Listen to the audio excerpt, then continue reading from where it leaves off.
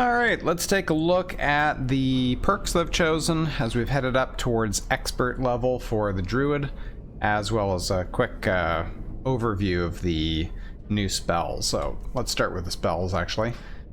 We've got Impenetrable Grove. Raise a wall of trees where the caster points, blocking passage for 52 seconds. That does not seem to block magic, like any ranged stuff, magic or archers. It does obviously work really well to keep melee characters off of you, and just to kind of divide rooms up a little bit. And we've got called the Snow Leopard. Concentrate to summon a snow leopard. Its attacks drain 40 points of stamina, and it moves faster in combat. I'm not sure what it moves faster than. I mean, moves faster in combat. Oh, is it moving fast? I guess that would make sense. When would you summon a concentrate to summon it outside of combat? And we've got Bramble Growth.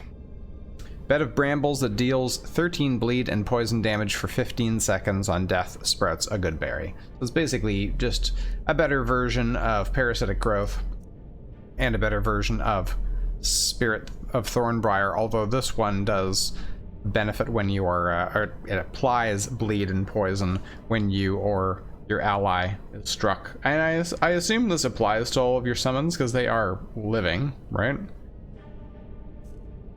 Okay, for skills. Didn't put any more into Conjuration. I honestly am not that sure which if any, of these Atronach perks are going to benefit the summons for the Druid. Like, I mean, I guess this would probably work. Probably be able to summon them further away. Maybe? This, I don't know. Summon or reanimate one additional minion, maybe? When you don't have one, then you lose armor and magic resistance. So since these are concentration summons, I decided not to get Edge of Oblivion. Same thing with this. I mean, this is specifically Daedra, so I don't think that's going to apply either. Same thing with that. This is not going to make higher level versions of your spells either, because it's Atronachs. So that's not going to work either. Maybe this will work.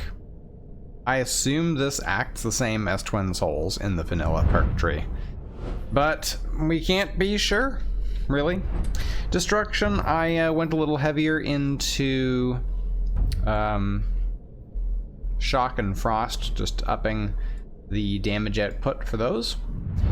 And Restoration is still the same. Alteration, I grabbed Wellok's Dormant Arcana, so that and the way I set it up is when I cast my Flesh spell, I get extra health and magicka, and I think it was health, magicka, and something else. Yes, like reduced magic cost or something like that. Can't quite remember.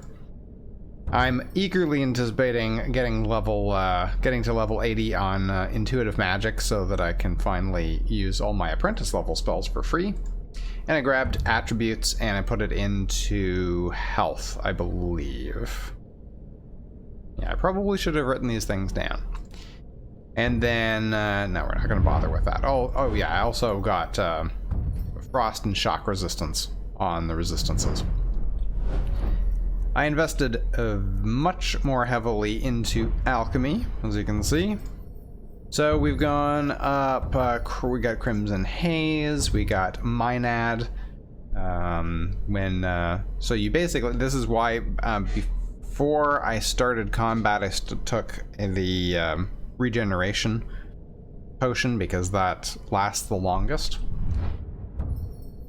And green thumb, pure mixture, so we can make better quality stuff that doesn't have any negative effects or positive effects. Grabbed advanced lab and lab skeever and toil and trouble, so we can make more potions and they can be more powerful. And alchemist's cookbook, you can choose a second one, so I chose paralysis oil.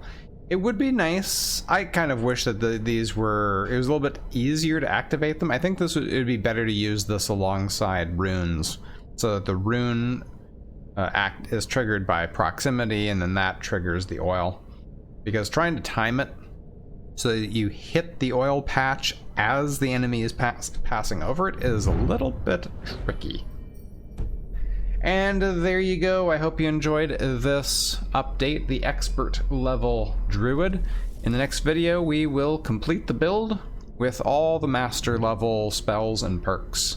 We'll see you there.